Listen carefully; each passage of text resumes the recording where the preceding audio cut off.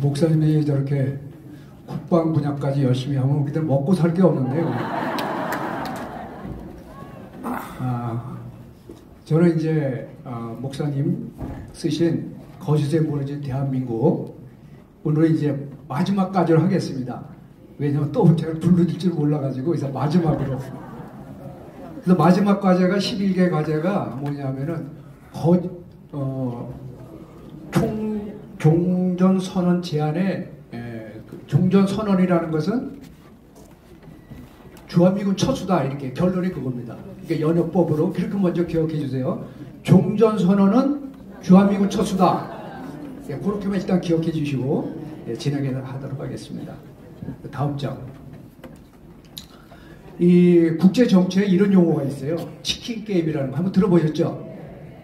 이게 이제 미국의 젊은이들이 차 두 대가 고속도로상에서 마주보고 달리는 겁니다. 그러면 여기서 피하는 쪽이 있어야 될 거 아니에요. 서로 게임이기 때문에 서로 부딪히면은 서로 그 죽잖아요. 그리고 그걸 게임의 의미가 없어요.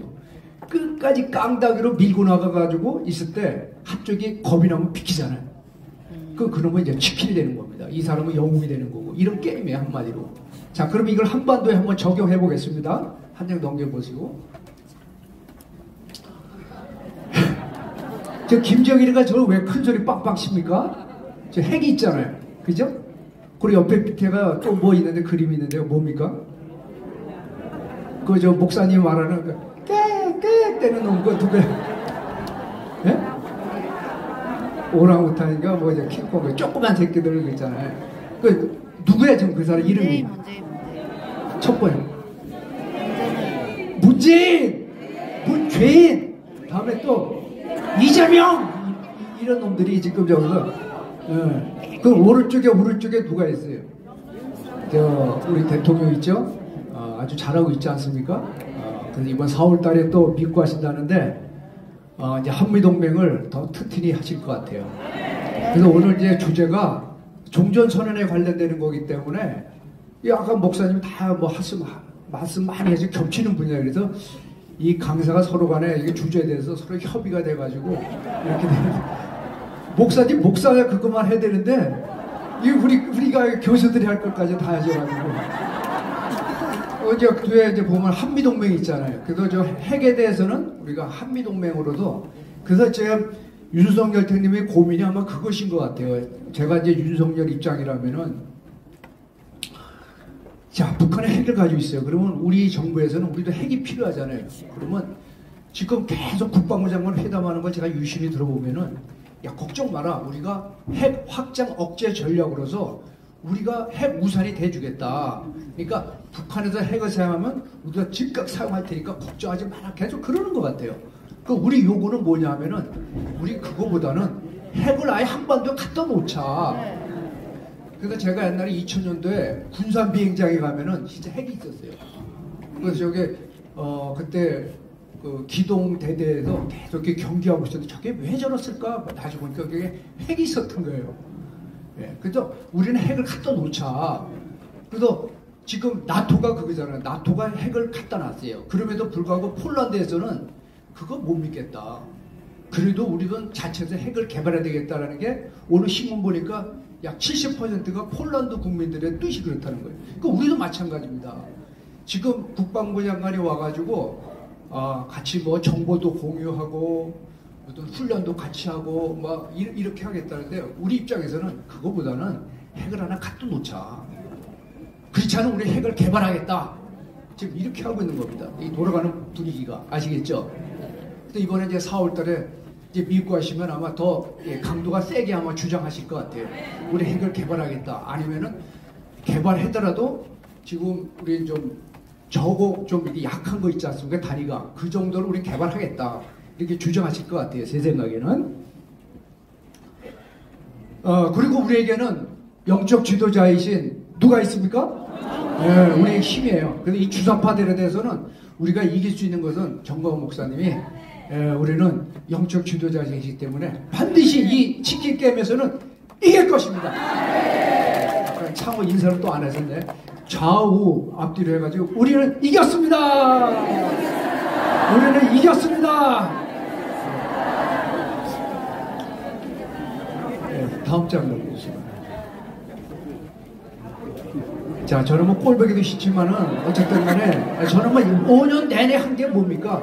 저 종전선은 저게 매달린 거예요. 쳐죽일 놈이죠. 네, 다음 장 넘겨주시겠습니다. 자, 그렇다면은 이 종전선언의 배경이 됐던 여러분들 여기 뭐 경험하셨던 분도 있고 그렇지만 다 알잖아요. 또 6.25 전쟁. 그런 비하인드 스토리 중심으로 제가 한 1시간 정도 좀 했으면 좋겠는데 오늘 아까 오면서 한 30분으로 좀 줄여달라고 그래가지고 좀 시간이 촉박되기 때문에 제가 강의 내용은 11과 내용을 거기에 맞춰서 저 슬라이드 한 20페이지 정도 준비했지만은 중간에서 계속 넘기도록 하겠습니다. 자, 6.25 명칭부터 우리가 뭐 한국전쟁, 6.25 전쟁, 뭐 6.25 남침전쟁 여러 용어가 있습니다. 그러나 앞으로는 6.25 남침전쟁 이렇게 통일해 주시기 바랍니다.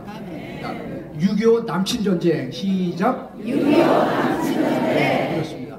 그래서 6.25 전쟁 그러면은 이게 뭐 주체 어느 쪽이 뭐 공격하지? 그러니까 저 주석파들은 남쪽에서부터 공격했다고 그러잖아요. 그래서 분명하게 국방부 입장은 6.25 남침전쟁 이렇게 됩니다. 자, 그러면 이 주석파들이 다음 장에서요. 전번에도 제가 1과제 때 한번 말씀드렸습니다만 해방 전후사의 인식 이 책자에서 이렇게 교기되고 있는 거예요. 저 고려대학교 최장집 교수라든지 백기환 뭐 이런 사람들이 이 젊은이들에게 그렇게 계속해서 주입시키는 겁니다. 다음 장 넘겨주시면 그래서 6.25 전쟁은 미국이 개입하지 않았더라면은 이 한 달 내 끝낼 수 있는 전쟁이었는데 미국이 개입했기 때문에 이 전쟁을 못 끝냈다. 그것은 시각이 그렇다는 겁니다. 그 다음에 다음 장 보시면은 아까 이제 그 장학일 목사님도 설명을 잘 해주셨는데 1949년도 이제 49년도 생각해 보세요. 전쟁 나기 1년 전 상황입니다. 근데 미국은 철수했어요. 벌써 한반도에서 군사고문단 한 500명 남겨놓고 다 철수했습니다. 그리고 50년도 1월 달에 되면 에치슨 선언해가지고 이 한반도는 전략적 가치가 없다고 본 겁니다. 그 당시에 서양 우선, 불합화 우선이었기 때문에 한반도는 대만하고 한반도는 이렇게 제외했어요. 그러니까 이걸 오판한 게 이제 스탈린입니다. 다음 장 넘겨주시면 막 이런 자료는 여러분 보지 못하셨을 거예요. 50년도 4월달에 스탈린하고 김일성은 회담을 합니다. 물론 그 1년 전에 한 번 더 회담을 또 한 번 해요. 49년도 3월달에 어떤 회담을 하면은 야 이제 분위기가 무리겠으니까 저희들이 한번 조국 해방전쟁을 하겠습니다 라고 김일성이 박헌영 같이 가가지고 그 당시에 박헌영은 부수상이었습니다. 외무부 장관 겸 부수상 같이 해서 이제 모스크바 방문해가지고 이제 스탈린하고 회담을 하게 되는데 그때만 하더라도 스탈린은 야 아직 때를 기다려 전쟁하면 안 돼 이렇게 달래주고 보내게 됩니다. 그러나도 또 1년이 지났어요. 자, 50년 4월달입니다. 50년 4월달인데 자 이러면 전쟁 나기 2달 전 상황입니다. 그죠? 그때 이 회담했던 요지가 뭐냐 지금 요건 러시아 말로 되어 있는데 다음 장 넘겨주시면 자 이제 국제 환경이 유리하다고 판단된 겁니다. 2달 전쟁하기 2달 전입니다. 그럼 국제 환경이 어떻게 유리하게 전개되었느냐 아까 말씀드린 대로 49년도 3월 달에는 주한미군이 여기 있었잖아요. 그죠? 근데 1년이 지난 50년도 요 4월 달에는 주한미군이 철수했습니다. 그리고 49년도 8월 달에는 소련이 핵개발에 성공했어요. 그때 핵개발에 성공했습니다. 그 다음에 49년도 10월 달에는 모택동이 장개덕 정권하고 내국종 전쟁해가지고 장개덕이 쫓겨갔잖아요. 그때가 49년도 한 4월 정도 됐을 겁니다. 이제 국제환경. 그래서 중국은 이미 다 공산화가 된 상태예요. 자, 그러니까 이 환경이 변했습니다. 그래서 이제 전쟁에도 좋다. 최종 승인 내리는. 그런데 스탈린이 아주 교활한 사람입니다. 나중에 전쟁 책임에 대한 어떤 문제 될까봐 마지막으로 모택동하고 같이 가서 한번 회담을 더 해봐라. 근데 모택동이가 만약 이 전쟁에 승인 안 하면은 이 전쟁 없었던 거로 하나. 그러니까 김일성이 5월 달에 한 달 전입니다. 모택동을 만나니까 모택동이 아, 이거 그러면 큰형님이 승인한 거야? 그러니까 한 겁니다. 최종 승인을 하게 되는 겁니다. 이해하시겠죠? 자, 다음 장. 자, 이런 지도가 있습니다. 이 지도는 그 당시 북한의 군사 고문단장의 바실예프가 이 공격, 왜냐면 그 당시에는 북한도 신생국가이기 때문에 이 전역 계획이라는 겁니다. 전쟁 계획을 수립할 능력이 안 됐던 거예요. 그래서 이런 계획까지 다 수립해줘서 먼저 3일 안에 서울을 장악을 하고 그 다음에 쭉 추격을 해가지고 이 지금 37도선 평택선까지 확보한 다음에 마지막 정구 확대를 해가지고 부산을 8월 15일 무슨 날입니까? 광복절이잖아요. 그때까지 부산을 장악하는 겁니다. 3개월 만에 부산을 완전히 장악하는 그 3개월이 아니죠. 네, 한 40일 정도. 6월 25일부터 해서 8월 15일까지니까 40일 만에 한반도를 완전히 장악하는 그런 계획을 수립했던 겁니다. 자, 다음 장. 자, 이 전쟁에 대한 전반적인 이제 흐름이 이렇게 쭉 나오고 있습니다. 다음 장 눌러주세요. 그 여러분들 다음 장. 지금의 38선하고 휴전선하고 차이점 아시겠죠? 똑같은 말, 다른 말입니다. 전쟁이 일어나기 전에는 38선, 그리고 현재는 휴전선. 그래서 우리 6.25 전에는 개성 땅 있죠? 개성. 그게 우리 땅이었어요. 38선 남쪽으로 있었는데 이제 지금 우리가 뺏긴 거죠. 그죠? 그 다음에 우리 동해산, 동해 쪽. 이 동해 쪽으로는 우리가 진격해서 올라갔기 때문에 저기 뭐 속초라든지 뭐 양양 이런 건 다 지금 우리 땅이 된 거죠. 이해하시겠죠? 예.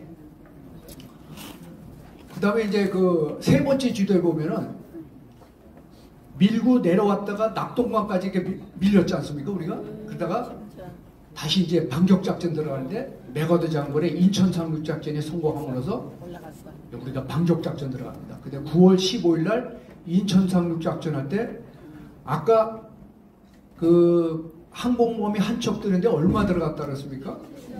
7조 원. 그 다음에 인천 상륙작전 때 4대가 떴어요. 4대. 미국이 그냥 엄청 투입시킨 거예요. 그때 중국에서는 그 동경 쪽에 노무자들 있지 않습니까? 상륙작전 한다는 소문이 있었어요.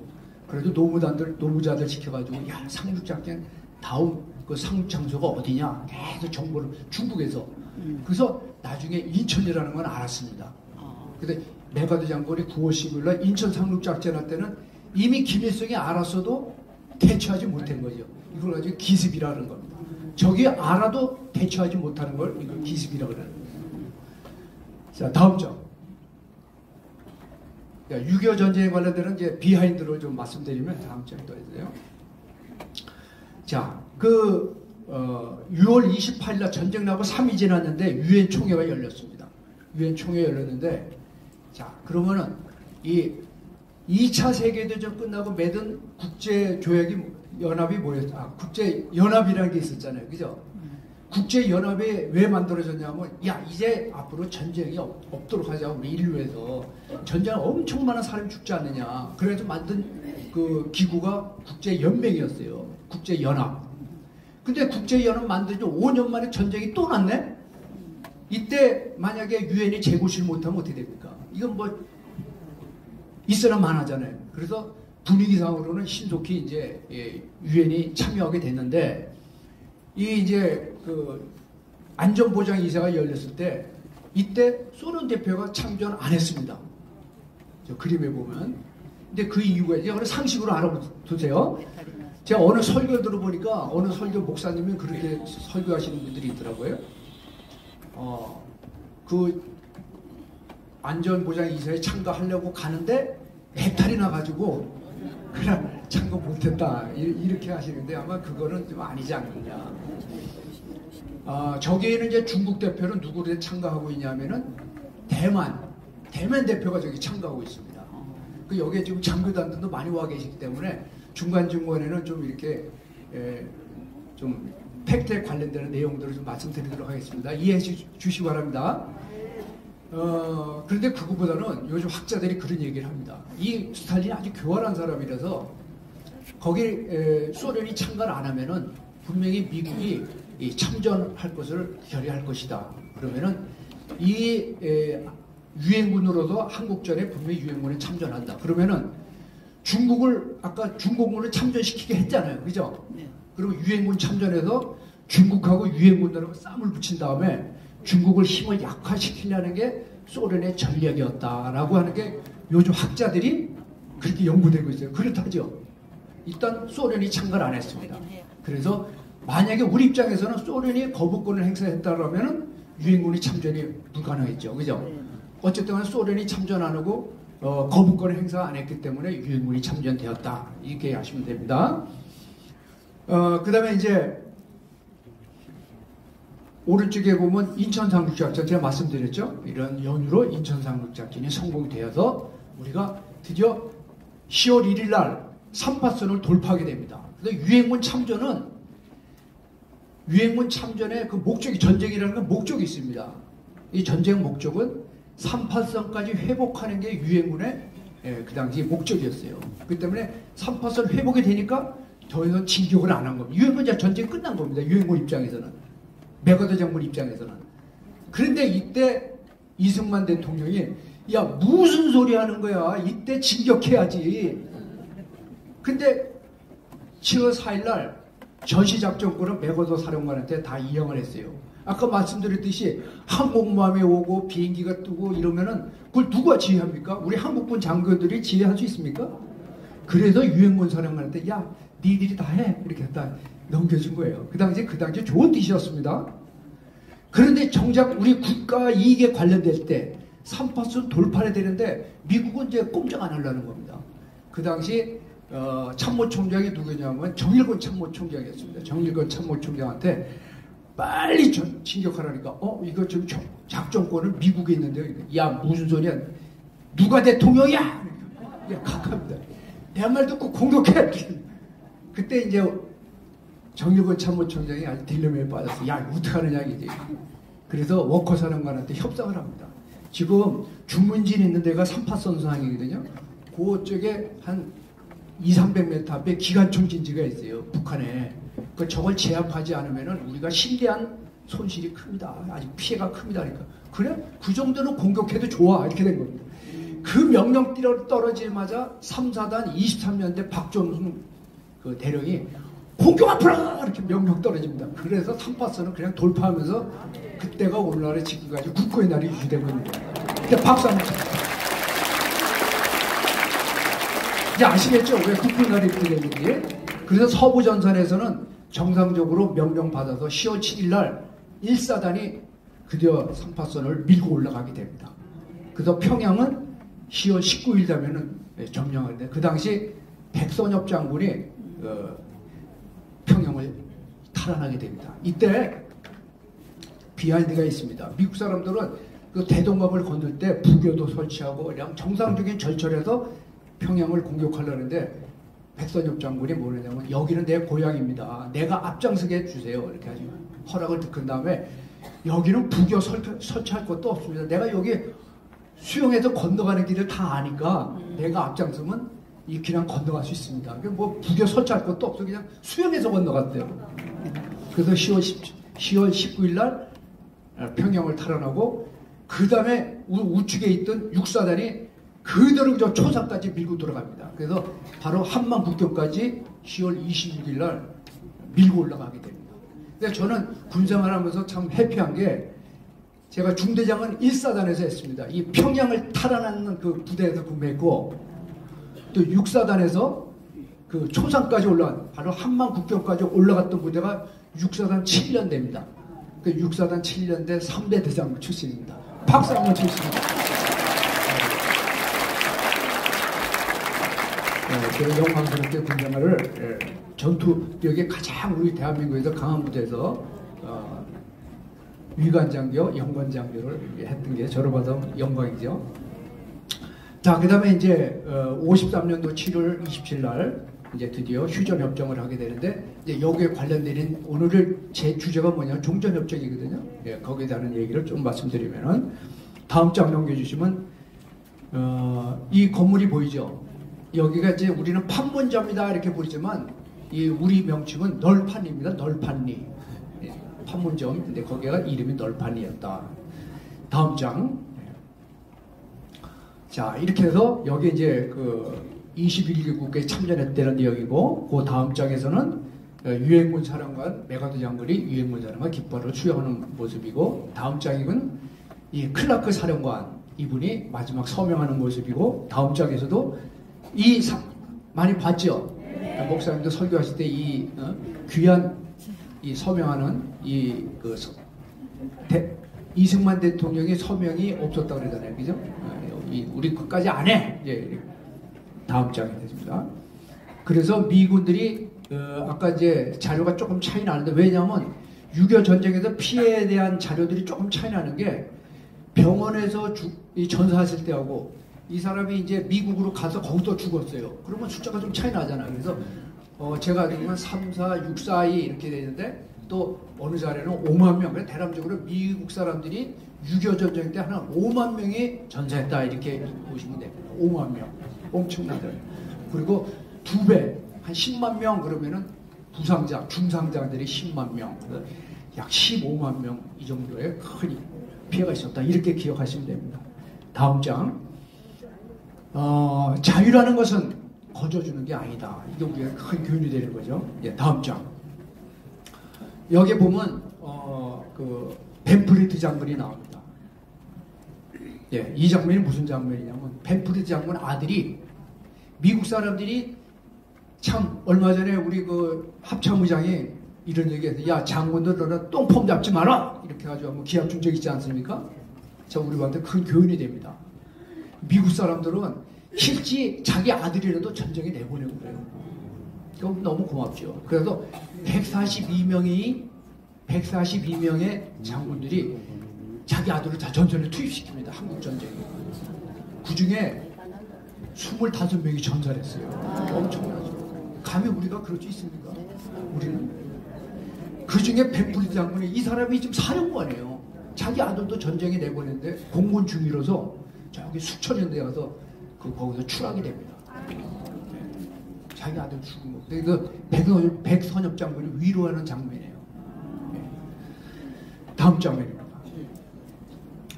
요 밑에는 이제 워커 사령관입니다. 워커 사령관은 본인이 죽게 됩니다. 본인이. 참 안타깝죠. 그 자기 아들이 의정부에서 그 은성 무공훈장을 받게 돼요. 그래서 거기 아들한테 축하해주러 가는다가 그 문산에서 의정부 포천 그쪽으로 가다가 교통사고로 죽게 됩니다. 그런데 그 당시에 교통사고 날 때 그 사고 났던 지점이 그 효순이 있지 않습니까? 미선이 효순이 그 지점이었던. 야, 그런 일이 있을 수 있는가 싶어요. 그때 그 운전병 있지 않습니까? 그 이승만 대통령이 너무 놀래가지고 워커 사령관이 죽었다 해서 사형시켜버렸다 합니다. 사형. 그래서 그 병사가 사형이 당했어요. 그런데 미국 사람들이 그거는 그 우발적으로 운전하다가 잘못됐는데 그게 무슨 사형이냐. 그래서 시키면 안 된다. 그래가지고 그 병사는 불과 정확한 제 기억을 안 내네요. 한 1, 2년 살다가 그냥 나왔어요. 근데 우리는 그 효순이 밑에 그거 했다고 얼마나 그냥 난리 쳤습니까? 다음 장입니다. 그 당시 이제 대통령이 누굽니까? 그 이제 아이자나워 대통령, 이제 우리는 아이크 대통령 이렇게 부르는데, 아이크 대통령도 자기 아들이 소령인데 정보장교라서 전선에서 근무합니다. 그때 우리 한국 방문하면서 벤프리트 사령관한테 기자들이 많이 모인 데서 이런 얘기를 합니다. 사령관, 우리 아들이 지금 어디서 근무하는 거야? 그러니까 저기 전방 3, 4단위가 그랬습니다. 거기 지금 소령으로 근무하고 있습니다. 그러니까 그래? 야, 우리 아들 좀 후방으로 좀 빼줘. 이렇게. 그러니까 그때 분위기가 싸늘했죠. 기자들이. 야, 지금 이 사람 아들이 죽었는데 이 사람은 자기 아들을 아이자노 대통령이 저 후방으로 빼달라 그러니까 그때 이 아이자노 대통령이 그런 얘기를 했답니다. 우리 아들이 전선에서 싸우다가 죽으면은 그야말로 영광이다. 그건 영광이다. 근데 만약에 포로가 됐을 때 생각해봐라. 대통령 아들이 적국의 포로가 됐으면은 이 한국전쟁에서 협상하는 데 있어서 어떻게 걷잡을 수 없이 흘러가기 때문에 이럴 바에는 후방에 빼는 게 낫다. 국익을 위해서. 그때 사람들이 박수치고 했다. 우리도 한번 박수치고 자.